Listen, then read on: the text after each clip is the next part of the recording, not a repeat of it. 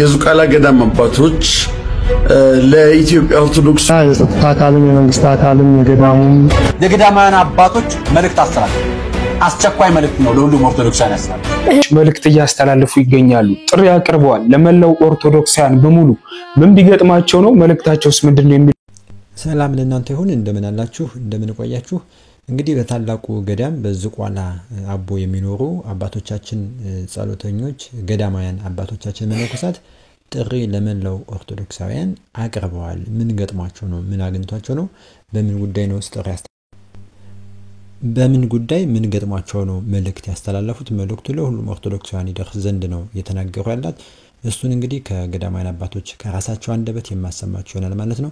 እንግዲህ መልእክታቸውን ተቀብለን እኛም የራሳችንን ነገር መፈጸም አለብን። እስኪ በቅድሚያ ሰላማዊ ኦርቶዶክሳዊ ቁጣ የታየበት ሰልፍ ላሳያችሁ። ቤተክርስቲያናችን ቅርሳችንና ቤተክርስቲያናችን ከሚፈርስ እኛ ብንፈርስ ይቀላል።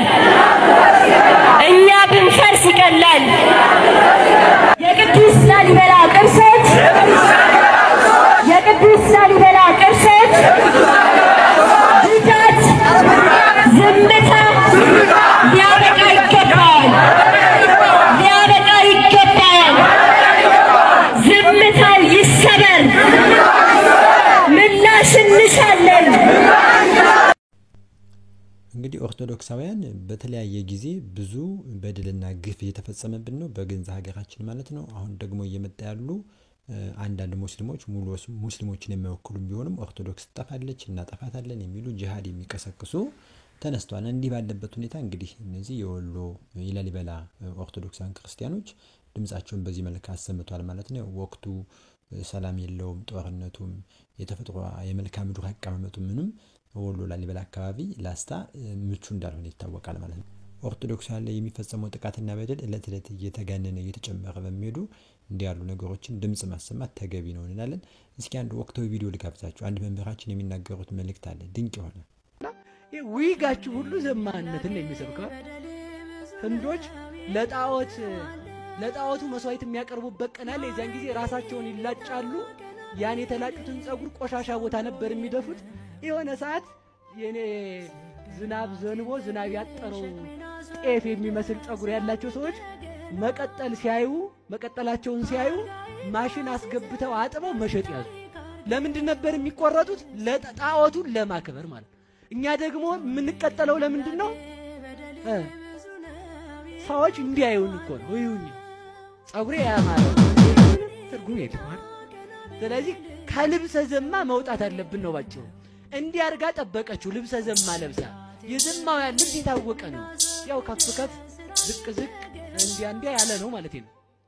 እየሰማችሁ ነው። ለምሳሌ ጥያቄ ልጠይቃችሁ። እዚህ ጋር የምታረጉት ጡታችሁን እዚህ ጋር ባላዋን አየት እንዲያደርግላችሁ ሰው የምታረጉት እንደ ወንዶቹ የኔን ጡት እንዴት ነው የሚያዩት ነው። አሁን ደግሞ ሴቱ በጣም እንዳትቆጡኝ እንጂ መቤቴን አትቆጡኝ ማለት መቼም ካልከፋችሁ ልካችሁ ልንገራችሁና ልኬን ንገሩኝ። ካርቶን መቀመጫቸውም ካርቶን ሆኗል። አሁን እንደው ቆይታሉ ሰው መቀመጫን እንዴት ነው የሚያየው? ጥፍራችሁ የሌላ መቀመጫችሁ የሌላ ከንፈራችሁ የሌላ እንዲሁና ጸጉራችሁ የሌላ እናንተ ምን ሆነ ማለት ነው? አይሁን እኮ ነው በቃ የዘማው ያለ ልብስ ማለት ነው። በተሰጣችሁ አጊጡ። በቃ እኔ አታጊጡ አይደለም ያልኩት፣ ግን ያን ስናደርግ ምንድነው ትርጉሙ ማለት አለብን። ሰውን ጥፍር አታስቀጥል ስትለው ምን ችግር አለው? ባልዩ አታስቀጥይ ካላት ኢኮኖሚ እየከለከለ ይመስላታል። ግን ዝም ትፈልጋለሁ ብለሽ እየተጣራሽ ነው። መነሻው እሱ ስለሆነ ማለት ነው። እግዚአብሔር ከዘማው ያለ ልብስ ያውጣን፣ ልባችንን ንጹህ ያድርግልን። አልተቆጣችሁም መቼም አይደል? ዘይት ትተዋላችሁ ከዛሬ ጀምሮ አይደል? ያው እንግዲህ ከዛፍ ቅጠልም ከዛፍ ልጥም ይቅርታ ከዛፍ ቅጠል አይደለም ከዛፍ ልጥ የሚሰራ ዊግም አለ። ግን አሁን የዛፍ ልጥ ራሳችሁ ላይ ተሸክማችሁ ትውሉ ወይ የሞተች ሴት ናት ወይ ደግሞ ለጣዖት መስዋዕት ሲቀርብ የተቆረጠ ጸጉር ነው ወይ ደግሞ የዛፍ ቅጠል ነው ራሳችሁ ላይ ያለው ክምር ማለት ነው። በቃ ሌላ ምንም አይደለም። እና ለእግዚአብሔር እንድንሆን በተሰጠን እንድናጌጥ እግዚአብሔር ይርዳን። ስለዚህ ለምሳ ጠበቀችው። እስራኤል ሴት አይተው ማለፍ አይሆንላቸውም ይላል መጣፉ ነው እዛው ማለት ምን አይተው በሉ እንጂ አሁን ሴቱ ወንድ አይቶ ማለፍ ሆኖለታል? አዛኘን አልሆነለትም። ለወንዶች የምናገረው ሴቶች በጣም ተጨንቀው የሚያጌጡት ቆንጆ እንዲሆኑ ፈልገው ሳይሆን ወንድ እንዲያያቸው አይደል? ወንድ እንዲያዩ ማለት ነው። እና ወንድ ስራዬ ብሎ አንድ ልብስ ለብሳ ወጣ አንድ ወንድ ቆንጅት አምሮብሻል ካላት ያችን ልብስ እስከምትሞት አታዋትም። ደግሞ ሌላው እንዲደግማት ማለት ነው። አምሮብሻል ተብላለች በቃ አለቀ። ለዚህ እኮ ነው ጥፍራችሁ እንዲያ ሆኖ ሲወጣ ታው ከልከል ነው ሲሉ አባቶች እነሱ የማይገባቸው ፋራ። ምክንያቱም ስትወጪ አንቺ በቃ ጥፍርሽ በቃ እንዲያ ስለሚል አምሮብሻል ቆንጂት ስለሚልሽ የሆነ ትልም የምትፈልግ አሞራ ማለት ነው። ያ ከመሬት ቆፈር ማረጃው ነው እሱ አይደል? እናንተ ምን ልቆፍሩበት ነው? ሲበሉ እኮ ራሱ መቤቴን ተጨንቀው እኮ ሲያነሱ እንዲህ ሲያረጉት እንጀራው ላይ ቀድሞ ጥፍራቸው ስክት። ዳግማዊ አባ ገብረ ኪዳን እየተባሉ የሚጠሩት አስተምህሮታቸው በአባ ገብረ ኪዳን ልክ የሆነ በጣም በሳል የሆኑ መምህራችን እንግዲህ ቃልዎት ያሰማልን እጅግ ድንቅ የሆነ መልእክት ነው ያስተላለፉልና በተለይ ኦርቶዶክሳውያን እህቶቻችን ማጌጥ መዋብ የሚቻለው በነጠላ በኦርቶዶክሳዊ አለባበስ ስርዓት የራሳችን በሆነ ነገር ማጌጥ መዋብ እንችላለን። ንጽህናችንን ውበታችንን መጠበቅ ይቻላል እንጂ ሁሉን ነገር አርቲፊሻል አድርገን ሁሉን ነገር ሰው ሰራሽና የኛ ያልሆነውን ነገር ለኛ እንዲሆን ማድረግ እንዲሁም ደግሞ ለታይታ ማጌጥም ተገቢ እንዳልሆነ ይናገራሉ ማለት ነው። ምክንያቱም ኦርቶዶክሳዊ ውበት በነጠላ የሚገለጥ ኦርቶዶክሳዊ ውበት በድንቅ ክርስቲያናዊ አለባበስ የሚገለጥ በመሆኑ መምህራችን ይሄን ብሏል ማለት ነው። በእውነት ድንቅ መልእክት ነው። ይሄን ሁላችንም ልንገዛው ይገባል። ለእህቶች ብቻ ሳይሆን ወንድሞችም በጣም አላስፈላጊ የሆነ ሽቶ ዶድራንት አላስፈላጊ የሆነ ውበት መጠበቅን የሚያደርጉ ወንድሞች ስላሉ ይሄ ለሁላችንም ተገቢ መልእክት ስለሆነ ማለት ነው። እንግዲህ ቀጣይ የምንሄደው የዝቋላ አባቶች ጥሪ ያስተላልፈዋል። ምንድነው ጥሪያቸው? ያስተላልፉት መልእክት ምንድነው? ምን ገጠማቸው? ዝቋላ በየዓመቱ የሚገጥም ነገር አለ። ዘንድሮም እንግዲህ የፊታችን ጥቅምት 5 የአባታችን ያወነ ገብረ መንፈስ ቅዱስ ዓመታዊ ንግስ በዓል ይከበራል። ጥሪያቸው ምን ይመስላል? እስኪ እንስማው። የዝቋላ ገዳም አባቶች ለኢትዮጵያ ኦርቶዶክሳውያን ሁሉ መልእክት አስተላልፈዋል። ምንድነው መልእክቱ? ቪዲዮን አሳያችኋለሁ። ነገር ግን ይህንን ቪዲዮ ሁላችሁም ሼር ኮፒ ሊንክ እያደረጋችሁ ገብረ መንፈስ ቅዱስ አባታችን ለደጆት ያብቃኝ እያላችሁ ኮሜንት እንድታደርጉ በእግዚአብሔር ስም ጠይቃችኋለሁ። እንግዲህ መልእክቱን አይተን እንመለስ።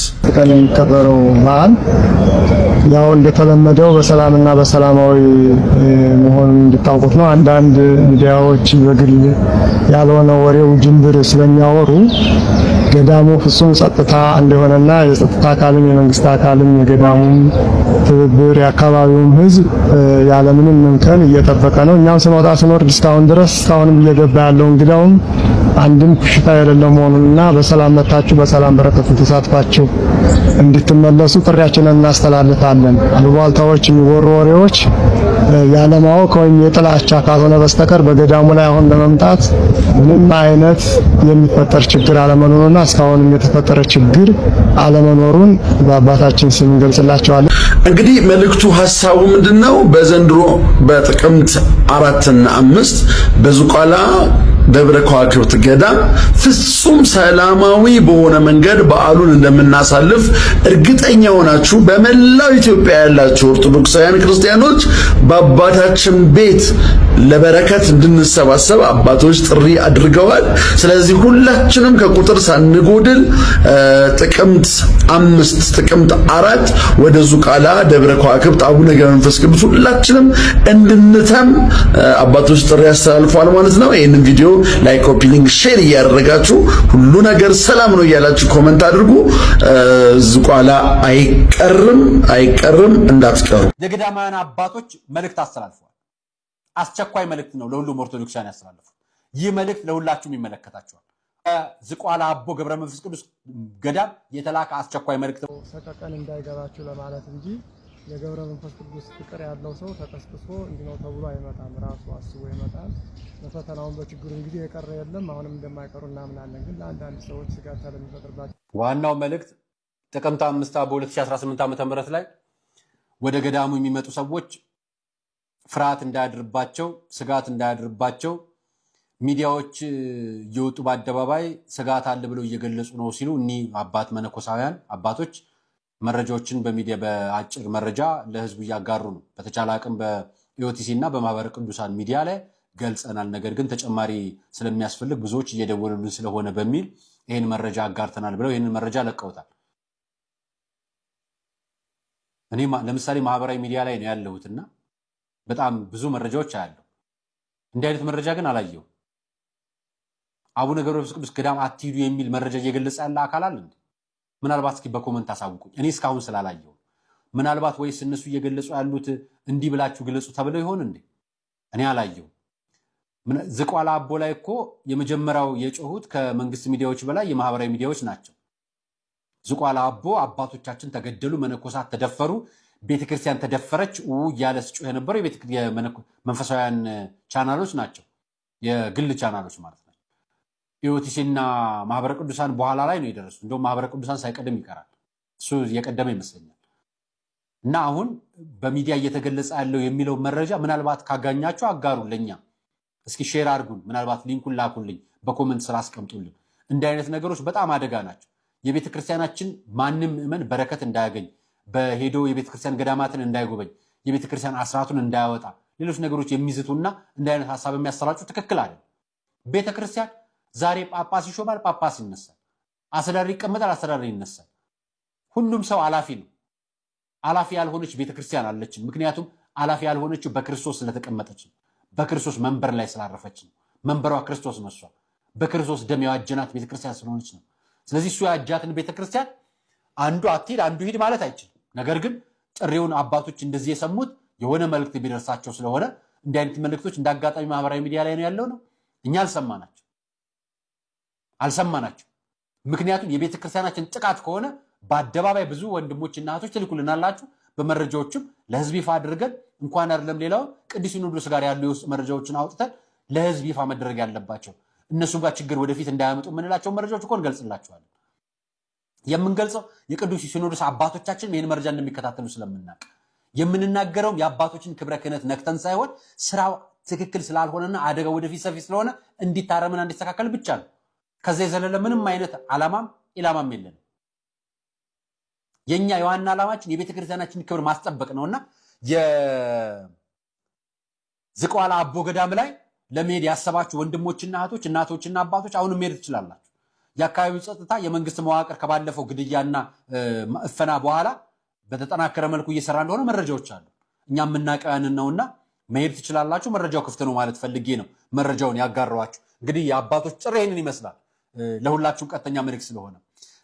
በዝቋላ የሚገኙ ገዳማውያን አባቶቻችን መነኮሳት ያስተላለፉትን ይህንን መልእክት ይህንን አባታዊ ጥሪ ተቀብለን ሁላችንም ኦርቶዶክሳዊ የሆኑ በሙሉ በቦታው ድረስ በመገኘት አባቶቻችንን አይዟችሁ ልንላቸው፣ ደግሞም ከጸሎታቸው በረከትና ረድኤት ልንካፈል፣ ከትጋታቸው ከመንፈሳዊ ጥባታቸው ልንማር፣ ከእግራቸው ስር ትሕትና ልንማር የተገባ ነው። በልዩ ልዩ ምክንያት ሲገደሉ ሲሳደዱ ኑረዋልኝ። አሁን እኛ አይዟችሁ አለንላችሁ ልንላቸው ይገባል።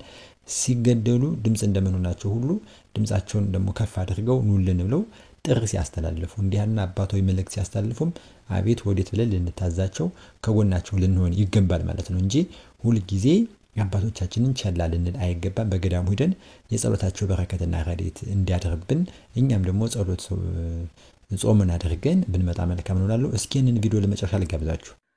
የእመቤታችን አስራት ናት ኢትዮጵያ አጠፋም። እንዲህ አይነት ተረት ኢትዮጵያ አጠፋም ብሎ ነገር የለም። አትደንዝዝ። ኢስታንቡል ጠፍላለች። ዮሐንስ አፈወርቅ ቤተክርስቲያን መስጊድ ሆነዋል። እኛ ከዮሐንስ አፈወርቅ እንበልጣለን?